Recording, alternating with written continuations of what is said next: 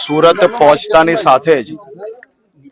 વહેલી સવારથી દક્ષિણ ગુજરાતના વિવિધ જિલ્લાઓના ખેડૂતો જોડે મારે મળવાનું થયું છે। આજે મુખ્યમંત્રી શ્રી ભૂપેન્દ્રભાઈ પટેલના અધ્યક્ષ સ્થાને એમને બી આ બેઠક વિડીયો કોન્ફરન્સના માધ્યમથી લઈને ગુજરાતના તમામ ક્ષેત્રના ખેડૂતોને થયેલી નુકસાનીનો ત્યાગ મેળવ્યો છે। જે દિવસે અડધી રાત્રે આ ભારે વરસાદ ચાલુ થયો, વહેલી સવારથી જ મુખ્યમંત્રી શ્રી ભૂપેન્દ્રભાઈ પટેલજી દ્વારા તમામ મંત્રીઓને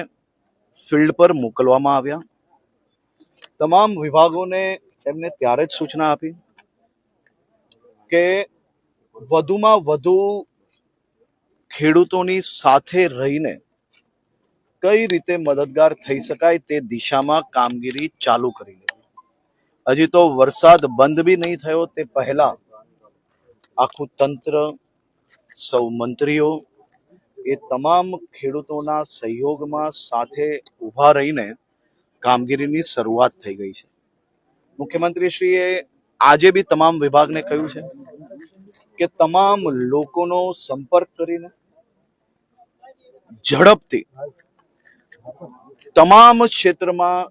ખેડૂતોને થયેલી નુકસાનીનો આંકડો તૈયાર કરીને આવનારા દિવસોમાં ઝડપથી તેમની સાથે કઈ રીતે સરકાર ઊભી રહી શકે તે દિશામાં રાત દિવસ એક કરીને કામ કરો અને વધુમાં વધુ મદદ પહોંચાડવાની ભાવનાથી મુખ્યમંત્રીશ્રીએ, જો ભૂતકાળનું તમે જોશો તો ગુજરાતમાં જ્યારે જ્યારે ખેડૂતોને